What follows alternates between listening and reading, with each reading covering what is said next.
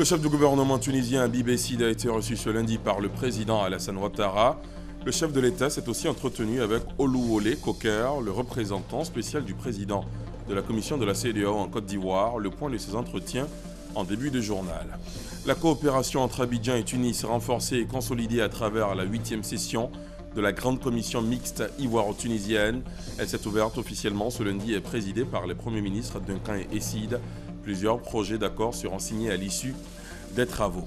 La première dame de Côte d'Ivoire est à Genève en Suisse en sa qualité de présidente du comité national de surveillance de la lutte contre le travail des enfants. Dominique Ouattara s'est notamment entretenu avec le directeur général de l'OIT, l'Organisation internationale du travail. Et puis, 24 heures après le décès de Papa Wemba, une délégation congolaise est arrivée à Abidjan ce lundi.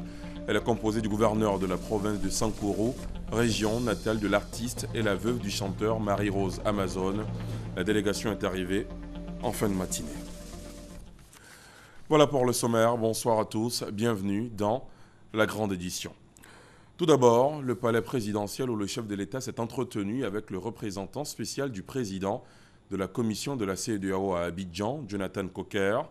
Le diplomate nigérien est en fin d'exercice en Côte d'Ivoire. Il est donc allé faire ses adieux au président Ouattara, Mahama Traoré, Jérôme Kofi Abolin. Diplomate nigérian, Jonathan Coker aura été pendant près de 5 ans le représentant spécial du président de la commission de la CEDEAO en Côte d'Ivoire. En fin de mission, il est venu faire ses adieux au président de la République, Alassane Ouattara. L'hospitalité reçue en terre ivoirienne restera le meilleur souvenir du diplomate nigérian. Je lui remercie pour l'amitié que la Côte d'Ivoire nous a faite et puis de lui dire que je suis disponible pour d'autres fonctions si on me fait appel à tout moment. Je suis pour la CEDEAO et pour la Côte d'Ivoire. Avant d'être le représentant spécial du président de la commission de la CEDEAO sur le sol ivoirien, Jonathan Coker a été pendant 8 ans ambassadeur de la République fédérale du Nigeria près la République de Côte d'Ivoire. Le chef du gouvernement tunisien, Habib Essid, a aussi été reçu ce lundi par le président Alassane Ouattara. Habib Essid est à Abidjan depuis hier pour renforcer les liens de coopération entre Tunis et Yamoussoukro. Avec le chef de l'État ivoirien, il a évoqué les nouveaux domaines de coopération que son pays pourrait explorer avec la Côte d'Ivoire. En matière de coopération sud-sud, la Tunisie accorde un point d'honneur à ses relations avec la Côte d'Ivoire, son 3e partenaire économique en Afrique subsaharienne. Chose qui témoigne de la présence à Abidjan depuis dimanche du chef du gouvernement tunisien, Habib Essid. Reçu par le président Alassane Ouattara ce lundi, il dit placer cette visite sous le signe du renforcement des liens de coopération entre les deux pays. C'était une occasion pour transmettre à M. le Président les salutations de son frère, M. le Président de la République, Béji Qaïd Essebsi. Ça a été une occasion pour revoir les liens de coopération qui existent entre la Tunisie et la Côte d'Ivoire. Ces liens, comme je disais, très anciens, mais qui nécessitent d'être renforcés. Les encouragements et le soutien qu'a apporté M. le Président de la République pour renforcer ces liens de coopération. Qualifiant les échanges avec le chef du gouvernement tunisien de fructueux, le président Alassane Ouattara a levé un coin de voile sur les domaines de coopération entre les deux pays. Nous savons qu'il y a des pistes de coopération qui sont donc possibles et qui peuvent être renforcées entre la Tunisie et la Côte d'Ivoire. Et notre volonté, c'est de faire en sorte que nous puissions renforcer ces liens et que nous puissions aller de l'avant et profiter surtout de l'expérience tunisienne en matière de formation, en matière de tourisme, en matière technologique. Je lui ai demandé de transmettre nos salutations fraternelles au président Essebsi et surtout lui dire que la Côte d'Ivoire veut s'inspirer du modèle tunisien. Nous avons des entreprises tunisiennes ici qui font un excellent travail dans le domaine des travaux publics, du logement, plusieurs secteurs qui sont importants pour l'économie ivoirienne. Et maintenant, avec la visite de M. le Premier ministre, je sais que nous allons renforcer davantage ces liens de coopération. Passé le printemps arabe et la période de transition, la Tunisie s'attelle désormais à se repositionner sur la scène internationale, une dynamique portée depuis décembre 2014 par son nouveau président, Béji Qaïd Essebsi. Habib Essid et Daniel Kablan-Duncan ont une fois de plus scellé ce matin la coopération entre Abidjan et Tunis. Coopération renforcée et consolidée à travers la 8e session de la Grande Commission mixte ivoiro-tunisienne. Elle s'est ouverte officiellement ce lundi et est présidée par les premiers ministres ivoiriens et tunisiens. Plusieurs projets d'accord seront signés à l'issue des travaux. Le point de Michel Digré. 14 ans après la tenue de la dernière session de la Grande Commission mixte ivoiro-tunisienne, les chefs de gouvernement des deux pays donnent un coup d'accélérateur à la coopération entre la Côte d'Ivoire et la Tunisie. Cette 8e session qui s'ouvre ce lundi devrait aboutir à la signature de plusieurs projets d'accord.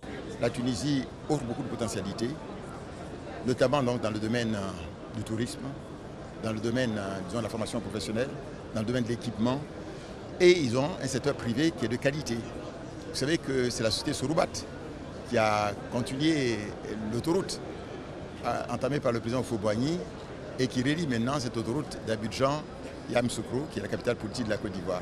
Donc on a des hommes d'affaires tunisiens de qualité qui sont déjà en place et nous devrons pouvoir accélérer ça dans des domaines qui nous intéressent particulièrement, notamment le domaine agricole, la transformation des produits agricoles, l'agro-business, dans le domaine aussi des TIC, puisque les deux ministres tunisiens et ivoiriens sont rencontrés à plusieurs reprises. On peut développer donc les technologies de l'information et de la communication, mais aussi dans le domaine des services dont on parlait tout à l'heure, le tourisme, mais aussi, disons que les infrastructures au niveau de l'aéroport, des ports, etc.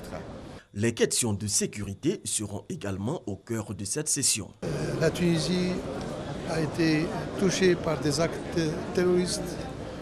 La Côte d'Ivoire a été dernièrement touchée par un acte terroriste. Nous sommes décidés ensemble pour échanger les expériences, échanger les renseignements, pour être ensemble dans la lutte contre le terrorisme qui s'internationalise. Les relations diplomatiques entre la Côte d'Ivoire et la Tunisie ont été initiées en janvier 1965 par les présidents Félix Houphouët-Boigny et Habib Bourguiba. Une quarantaine d'accords de coopération lient déjà les deux pays. Et au cœur de cette 8e session de la Grande Commission mixte ivoiro-tunisienne, un forum économique, une rencontre sur fond de consolidation de la coopération entre les deux pays. Plusieurs accords ont d'ailleurs été signés, nous dit Alexis Ouedraogo.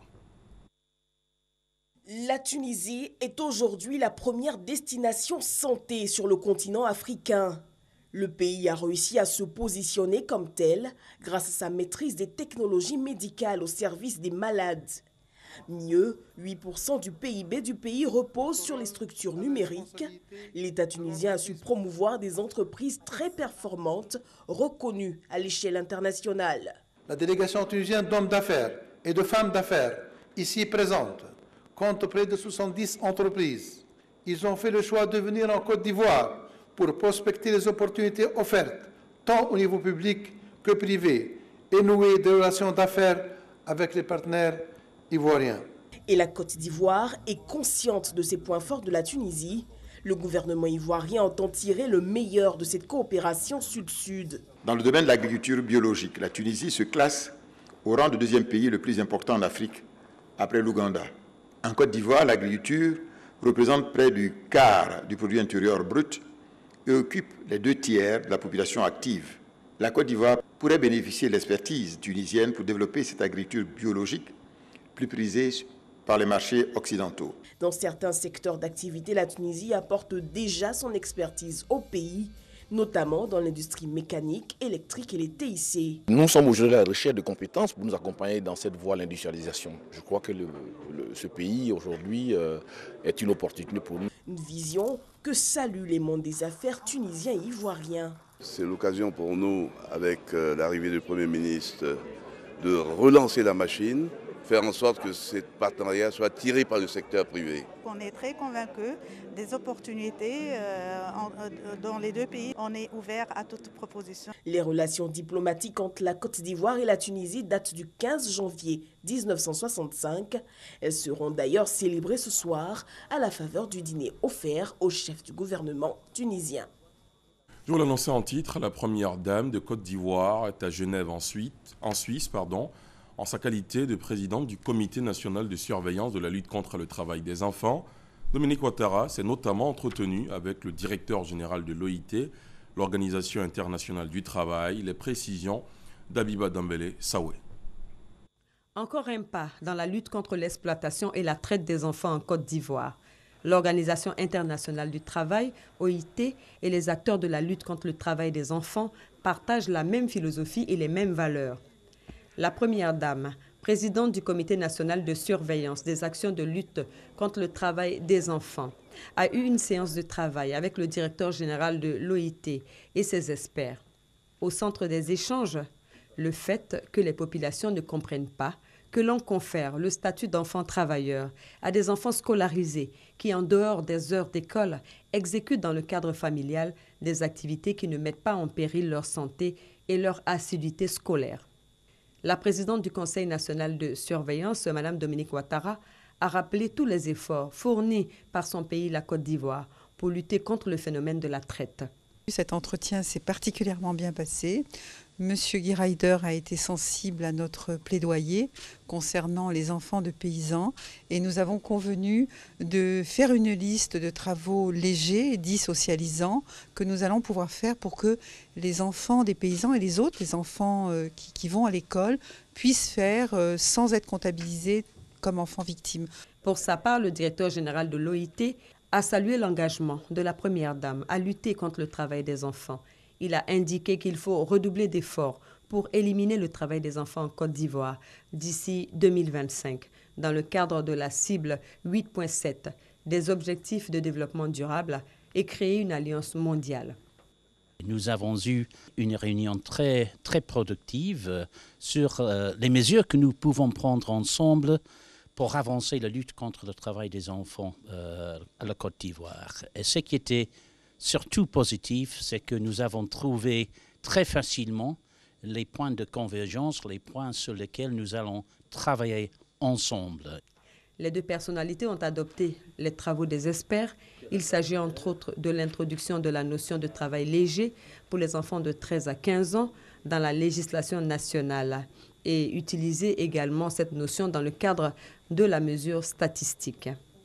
L'OIT s'est engagé à fournir une assistance technique à la Côte d'Ivoire dans le cadre du processus de révision des travaux dangereux interdits aux enfants de moins de 18 ans. Les deux parties ont souligné la nécessité de récolter des données statistiques fiables sur le travail des enfants à travers l'Institut national de la statistique. Soulignons que la présidente du Comité national de surveillance était accompagnée du ministre de l'Emploi et de la Protection sociale, Dosso Moussa, du directeur général du Conseil Café Cacao, d'un représentant du patronat et d'un représentant des travailleurs. Tous les acteurs ont salué l'initiative et relevé le succès de la mission. Retour à Abidjan avec ce message du Parlement ivoirien. M. Sorotik Bafori-Guillaume, président de l'Assemblée nationale de Côte d'Ivoire, convoque Mesdames et Messieurs les députés à la cérémonie solennelle d'ouverture de la première session ordinaire de l'année 2016 qui se tiendra le mercredi 27 avril 2016 à 14h30 au palais de l'Assemblée nationale. La Côte d'Ivoire se dote d'un schéma national d'analyse de couverture des risques à quelques semaines de la saison des pluies. Cette stratégie s'inscrit dans le cadre d'un programme financé par la France à travers le programme d'appui à la protection civile. Le document a été remis au ministre d'État, ministre de l'Intérieur et de la Sécurité et au ministre chargé de la Défense. Le point avec Abou Sanogo. C'est le schéma national d'analyse et de couverture des risques. Il permet aux autorités ivoiriennes de disposer d'un outil, de faire le point de la situation réelle des catastrophes potentielles d'une région donnée et d'évaluer les moyens de riposte pour mieux préparer les différents plans d'intervention lors de la survenue d'une catastrophe. Et ce document a été présenté au ministre d'État, ministre de l'Intérieur et de la Sécurité Ahmed Bakayoko et au ministre chargé de la Défense Alain Richard Donvaï. Tous les pays doivent avoir un SNACR parce que ce n'est pas quand la catastrophe survient que nous allons chercher les moyens et comment faire face. Il faut être prêt. C'est ce qu'on appelle la prévention. Il faut prévenir les risques pour mieux les attaquer lorsque ces risques surviennent. Si vous ne prenez pas les dispositions, si on ne sait pas les catastrophes auxquelles nous sommes exposés, par exemple à Bouna, nous ne pouvons pas préparer les équipements en conséquence et former les agents, qu'ils soient pompiers civils ou pompiers militaires de ces localités en conséquence. Donc le SNACR nous permet d'anticiper et d'être prêt lorsque l'événement survient pour une meilleure riposte afin de mieux protéger les populations. La Côte d'Ivoire se dote ainsi d'un schéma de prévention des risques. Un document qui s'inscrit dans le cadre d'un programme financé par la France à travers le programme d'appui à la protection civile de 8 pays de l'Afrique de l'Ouest francophones. Dans l'actualité économique ce lundi, l'ouverture des assises annuelles des dirigeants de douane d'Afrique de l'Ouest et du Centre. Elles se tiennent en même temps que la réunion du comité des experts, c'est la 16e du genre. Le thème de la rencontre est évocateur, la douane numérique. Il s'agit de faire en sorte que l'accès aux services par voie électronique soit vulgarisé et que les procédures s'appliquent partout. De la même façon, d'autres précisions avec Lansine Bakayoko et Adama Kone. Face à l'accroissement du volume des échanges, assurer le recouvrement des recettes par les méthodes traditionnelles devient complexe, voire impossible. Aujourd'hui, il est urgent d'aller vers la modernisation des services et des prestations. Voilà l'objectif des assises de la communauté douanière africaine dont les travaux ont démarré ce lundi par la 16e réunion du comité des experts. L'enjeu de cette importante réunion est de préparer et de faciliter la tenue de la conférence des directeurs généraux des douanes. Cette conférence des directeurs généraux, la 21e, met le numérique au cœur des réflexions. Il s'agit d'informatiser les outils de recouvrement et d'interconnecter les différents systèmes de la région Afrique. Sur ce chantier, l'administration douanière ivoirienne assure un véritable leadership. La Côte d'Ivoire héberge le bureau régional de renforcement des capacités de la région AOC. La douane de Côte d'Ivoire est devenue le véritable leader en matière de transit, est également le leader désigné en matière de développement informatique.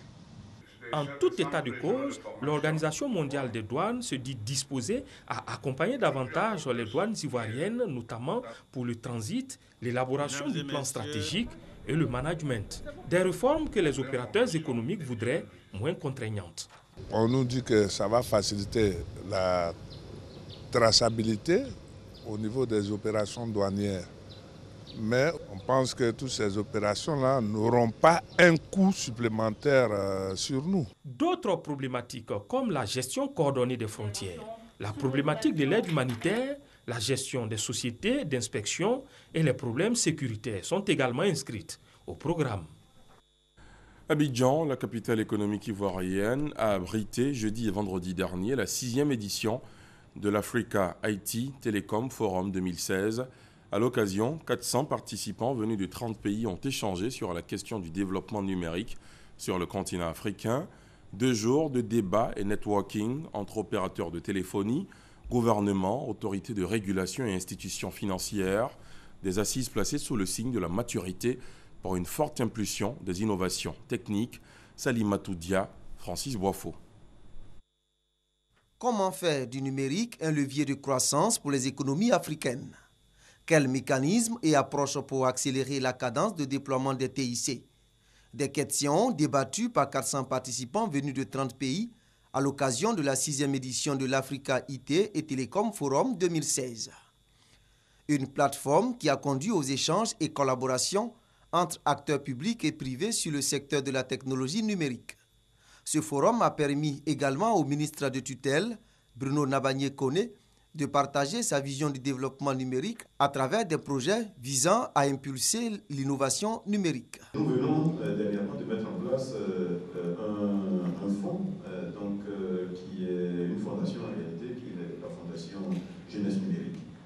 Jeunesse Numérique va être accompagnée de ressources publiques, mais surtout va être accompagnée par des privés que nous avons nous-mêmes au niveau de l'État, dotés à travers les structures sous tutelle d'un fonds initial de 500 millions de francs CFA. Présent à ses côtés lors de ce forum d'échange, son homologue sénégalais Yaya Abdoul Khan. Il appelle à la création d'un environnement favorable à travers une collaboration fructueuse entre les États. Des recommandations ont été faites. Des mécanismes et stratégies également mis en place en vue de favoriser l'émergence du numérique à l'horizon 2020. Aujourd'hui, 25 avril, est commémorée la journée mondiale de lutte contre le paludisme, une maladie qui fait chaque année près d'un demi-million de victimes de moins de 5 ans et met en danger des milliers de femmes enceintes. Grâce à la politique de gratuité des soins mise en œuvre par le gouvernement ivoirien, le taux de prévalence hospitalière du paludisme est passé de 50,17% en 2010 à 33% en 2014. La journée mondiale du paludisme a été marquée par une cérémonie qui a eu lieu à la Riviera Mbadon, ici dans la commune de Cocody.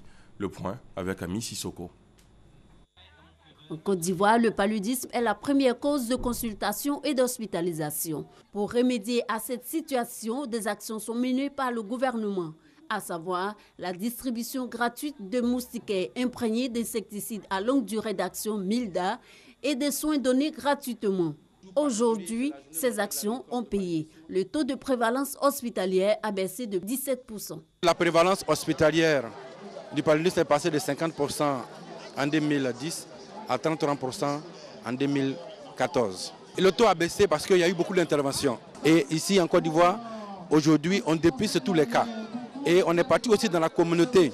Tous les villages qui sont reculés, ils bénéficient de la prise en charge du paludisme, surtout chez les enfants, par les agents de santé communautaire qu'on appelle les ASC. Les campagnes de sensibilisation donnent aussi de bons résultats. Ce 25 avril, à la Riviera Mbadon, lieu de célébration officielle de la Journée mondiale de lutte contre le paludisme, les mamans partagent leurs astuces. Quand j'ai le palud, je me dirige au dispensaire. Le docteur, mes amis, et maintenant il me donne des médicaments, il me donne les moustiquaires imprégnés pour pouvoir me protéger contre les moustiques. Quand je suis malade, je vais à l'hôpital. C'est pareil pour mes enfants. Pour éviter le palud, je mets ma fille sous les moustiquaires. Moi-même, je dors sous la moustiquaire. Après moustiquaire, on évite les eaux usées, on évite la saleté autour de nous. On finit pour de bon avec le paludisme. C'est avec cette thématique que l'OMS s'est fixé comme objectif de réduire de 90% les cas de paludisme et les cas de décès afférents dans le monde. Le paludisme, une maladie très vicieuse, c'est la première cause de mortalité en Afrique subsaharienne et ses plus grandes victimes sont les enfants. Pour y remédier, l'un des moyens de lutte efficace reste la prise en charge pédiatrique gratuite. Comment se fait-elle? Les éléments de réponse dans ce sujet d'Aurélia Docrola et Delphine Bla. Le paludisme tue.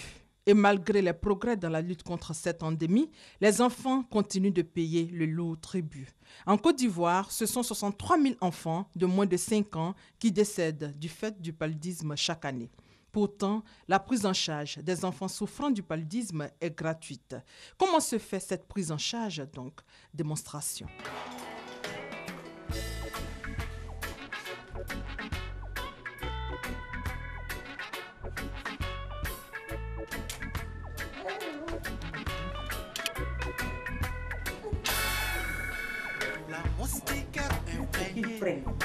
Prise de la température, test de dépistage rapide et voilà notre petit malade chez le médecin pour la consultation. Madame, ce sont des comprimés dispersifs. Donc vous donnez un comprimé matin et le soir. Mais entre les deux prises, il faut qu'il y ait 8 heures au moins. C'est compris? Bon. Et en plus de cela, bon, vous donnez des médicaments pour abaisser la fièvre. J'ai prescrit des médicaments pour donner la fièvre, pour abaisser la fièvre. Voici l'ordonnance avec ça, tout à l'heure à la pharmacie. Et puis, on vous sait. Merci, docteur. Ici, comme partout ailleurs, la prise en charge pédiatrique pour le paludisme des mineurs est entièrement gratuite. Le paludisme est la première cause de mortalité en Afrique subsaharienne selon le programme Rollback Malaria, piloté notamment par l'Organisation mondiale de la santé, l'OMS et l'UNICEF.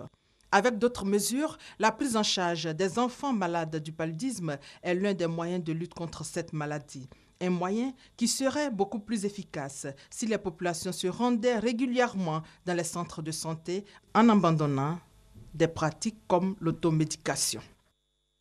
Il faut donc aller plus loin dans la stratégie pour trouver des solutions et mécanismes très efficaces contre le palu. Il en faut de même pour la tuberculose et le sida, deux autres pathologies assez meurtrières. C'est le principal enjeu d'ailleurs de la 35e réunion du Conseil d'administration du Fonds mondial de lutte contre le paludisme, la tuberculose et le sida, ici à Abidjan. Des détails sur la création et l'existence de ce fonds, c'est avec Kadi Fadiga Fofana. Comment répondre à une demande urgente et apporter une réponse globale et étendue face au paludisme, à la tuberculose et au sida? Le Fonds mondial est alors créé en 2002. Objectif, financer les activités de lutte de ces 3 maladies. Résultat, en 14 ans d'existence, des millions de personnes ont accès aux principaux services de santé et de lutte contre le VIH, la tuberculose et le paludisme. Des progrès et des efforts conjugués de différents partenaires internationaux. En première ligne, les États-Unis, ensuite la France. Alors ce mardi, réunion du conseil d'administration du fonds pour réfléchir sur de nouvelles stratégies. Mais avant, échange avec la ministre de la Santé. La Côte d'Ivoire fait beaucoup d'efforts, il y a des progrès qui ont été faits, mais il reste aussi beaucoup de challenges, beaucoup de défis. Et ensemble, à travers la commission technique, nous allons travailler à éliminer le palu et à contrôler, à maîtriser le VIH et la tuberculose. Des progrès enregistrés par la Côte d'Ivoire, mais il faut préparer l'après-financement. Tant que notre PIB va augmenter et que nous allons passer facilement à 2 chiffres, en même temps, nous devenons éligibles, malheureusement, entre griffes, à la phase transitoire de l'appui du Fonds mondial. Donc, c'est possible qu'en 2020, la Côte d'Ivoire ne puisse plus bénéficier de l'appui du Fonds mondial et que le pays devra donc prendre le relais par rapport au financement. Malgré tout, selon le contre-amiral Zimmer, les États-Unis sont décidés à soutenir la Côte d'Ivoire dans la lutte contre le paludisme, la tuberculose et le sida. Un financement plus accru a été demandé pour une lutte efficace contre ces 3 maladies qui minent le continent africain. Et ces images tournées aujourd'hui, 24 heures après le décès de Papa Wemba, une délégation congolaise est arrivée à Abidjan ce lundi. Elle est composée du gouverneur de la province du Sankuru, région natale de l'artiste, et la veuve du chanteur, Marie-Rose Amazon. La délégation est arrivée en fin de matinée à l'aéroport international Félix Houphouët-Boigny et a été accueillie par les ministres de la Culture et de la Francophonie, Maurice Kwaku Bandama, et celui de la Jeunesse, de l'Emploi des Jeunes et du Service civique, Sidi Timoko Touré, ainsi que le commissaire général du FEMUA Salfo. Un autre épisode très émouvant. Vive émotion effectivement, depuis le décès du roi de la rumba, ces musiciens et danseurs sont encore sous le choc. Pour les aider à surmonter le drame, le ministère ivoirien de la Solidarité leur apporte une prise en charge psychologique en vue de les rassurer du soutien total de la nation et du gouvernement. Issa Yeo, Abou Sanogo. Les musiciens et danseurs de la star congolaise de la rumba, Papa Wemba, se remettent difficilement de leur émotion, même si le chef avait l'habitude de leur parler de la fin de sa mission sur Terre. C'est une promesse que papa nous promettait des fois. Il nous disait qu'il va nous quitter sur scène devant beaucoup de gens. Et c'est réalisé. C'est vraiment choquant pour le peuple congolais, ainsi que pour tous les peuples africains. Aujourd'hui, avec cette brusque disparition, ils se sentent seuls. C'est un baobab pour nous. Donc on demande vraiment votre soutien, surtout le soutien de la Côte d'Ivoire, le pays où Papa Wemba nous a quittés. Le gouvernement ivoirien, sensible à leur traumatisme, a dépêché auprès d'eux la ministre de la Solidarité, de la Cohésion sociale et de l'indemnisation des victimes. Mariatou Kone a échangé avec chacun d'eux avant de les rassurer du soutien du gouvernement. Dans les échanges, on a compris qu'ils ont besoin de soutien moral, ils ont besoin de soutien matériel, comme ils l'ont dit eux-mêmes, ils ont besoin de soutien financier. Mais je pense que c'est surtout le côté moral qui est important. Le gouvernement ivoirien est disposé à les accompagner. Nous sommes à leur côté, nous les soutenons. Nous avons déjà hier apporté la compassion de la nation ivoirienne et nous allons les accompagner. Ils sont au total 22 musiciens et danseurs qui méditent sur la suite de leur carrière. Triste semaine pour le monde artistique. Après Papa Wemba, hier soir, on apprenait la disparition de l'artiste ivoirien Dika Liadé. Le concepteur du Vava est décédé à Paris. Le corps sans vie de l'homme a été découvert hier à sa résidence. L'information a été donnée par ses proches. On termine en Belgique. Après un mois de travaux suite aux attentats de Bruxelles, la station de métro Melbeek a rouvert ce lundi. Cette station au cœur du quartier européen de Bruxelles, où l'un des kamikazes s'est fait exploser lors des attentats du 22 mars dernier, présente à l'heure de cette reprise son visage habituel avec des mesures sécuritaires particulières.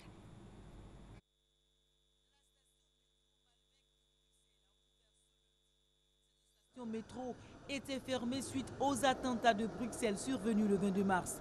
Pour cette réouverture, plusieurs dispositifs sécuritaires sont pris. La station fonctionnera dorénavant de 5h30 à minuit et demi au lieu de 6h à 22h. Les accès resteront limités pour l'instant à 2 entrées et sorties. Une situation que comprennent les passagers. C'était pour des bons motifs, je peux comprendre. Il faut quand même pouvoir analyser, régler tout ce que c'est.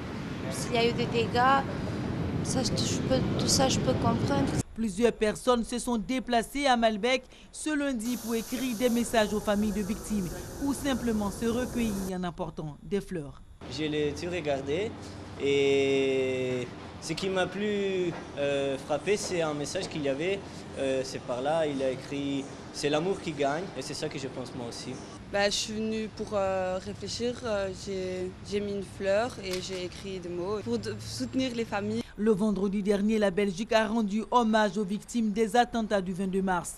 Le gouvernement a informé qu'il mettrait en place pour les victimes et leurs proches un statut semblable à celui des victimes de guerre, prévoyant une aide financière pour le dommage moral subi et des mesures sociales, retraite et remboursement à vie des frais médicaux.